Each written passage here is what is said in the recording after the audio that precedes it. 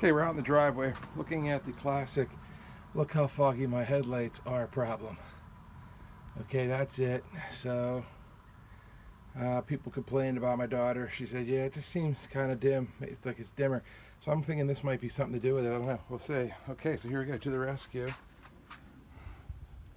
Barkeeper's friend. So it's a mild, as it says, it's a mild cleanser.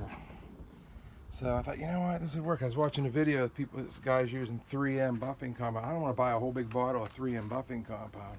So check this out. I did this side. Look at that.